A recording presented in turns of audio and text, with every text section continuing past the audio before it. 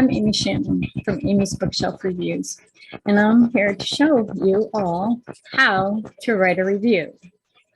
Now, every author deserves to have a review written about their book if someone has read it. So when you're going to write a review, the first thing you need to do is buy a book or borrow a book, whatever. You get a book. Now, I got this book.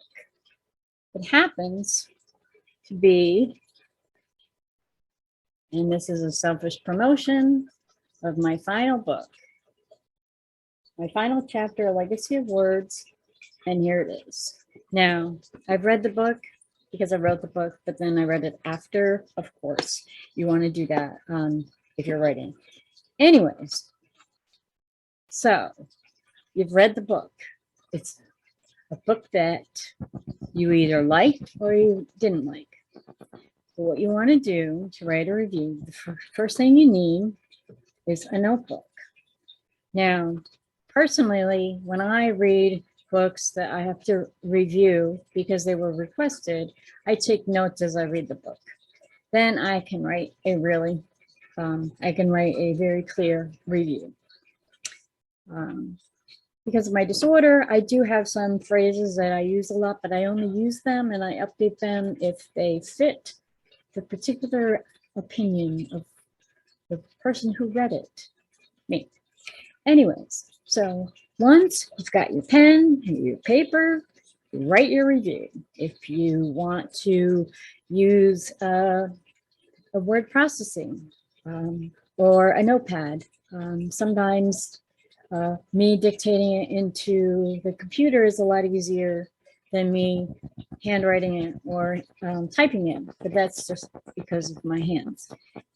Now, once you have the review written, if you're going to write it in many places, you might want to have a copy on a notepad, the notepad on your computer or word processing so you can copy and paste. That's what I do for all of my reviews because I post reviews on many different sites and wherever they are located. If they're on a publisher site and you only have a comment section, that's where I'll put my review. Yes, so you're going to write the review. And next thing you're going to do is you're going to go to where you bought it. Now, we already know that this is just a sample book. And then I'm going to show you what you're going to do. Now, this is my Amazon page. When I open up Amazon for any reason, I have it default to here so I can always see my smiling face. No, not really. So the sample book is here. So I'm going to go right to that. If you've bought it, it would be in your browsing history or under your orders, and you can go straight from there. Orders keep track of everything, digital, mailed, whatever. And then you can come here, you can select whatever format you want. Since I did paperback, and then I would scroll down to where the review section is. And I would click on Write Customer Review.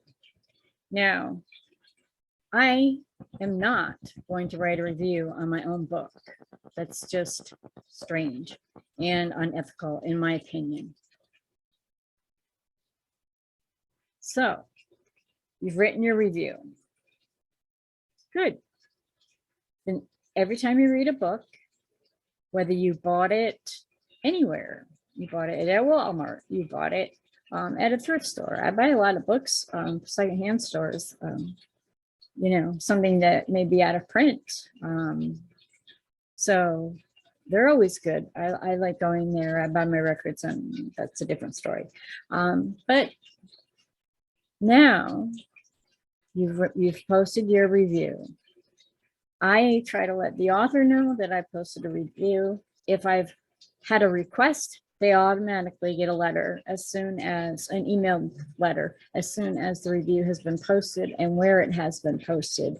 And if it has been posted on a social media and the author has social media, I tag them in it. I also do use the hashtag Reviewsmatter, and I think it's very important. Not everybody realizes how important they are, but they can be used for promotion.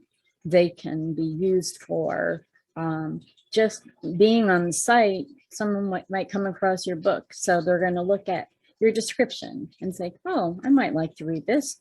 And then they will go look and see if they have reviews. And if they see that there's a lot of reviews, or even just one, they'll read the review and see what other people think.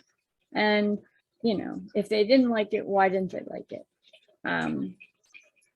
If you are going to read a book in a genre that is not something you enjoy, and then you write a review because you didn't like the genre, so you didn't like the story, that's not really a good thing to do.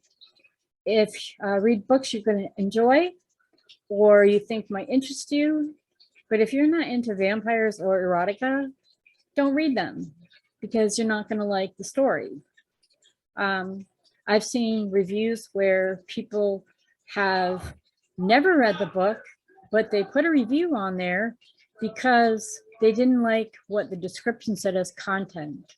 Say it was an LGBTQ erotica novel and someone did not like that type of subject, but they wrote a 1-star review because of the fact that they didn't like the subject, even though they didn't read the book. If you didn't read the book, don't write a review. You know, if you hate something, there are other outlets to spew your hate. Writing reviews for authors is to let them know how you feel about a book that you've read of theirs.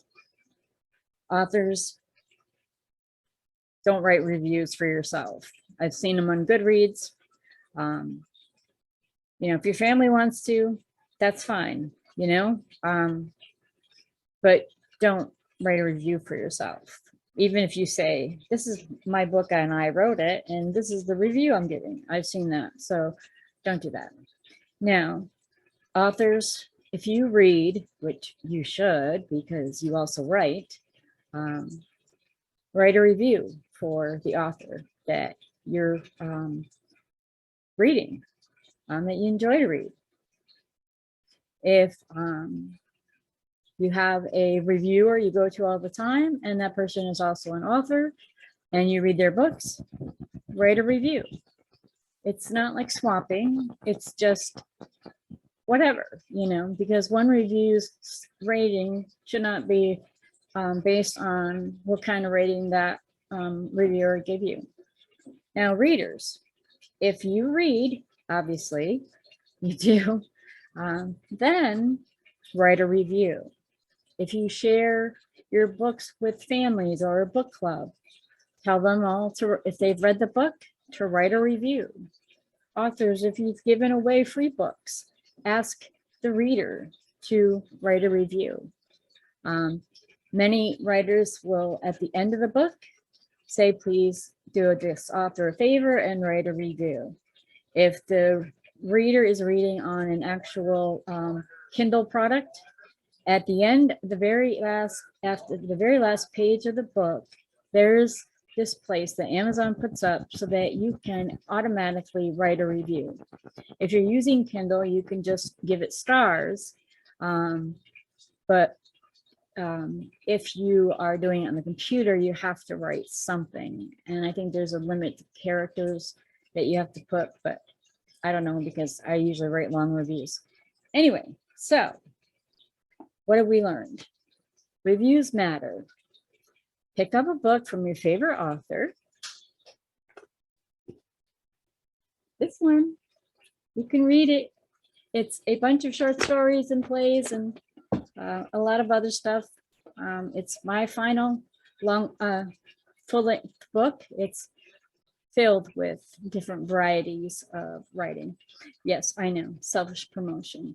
If you do read it, or any of my work, or any author's work, write a review. It takes a couple minutes. I mean, it takes longer because I post in a lot of places and I have a lot of books. But anyways, write a review, hashtag reviews matter. This has been Amy Shannon from Amy's Bookshelf Reviews, and also Amy Shannon as the former author of her last book. Thank you and be well.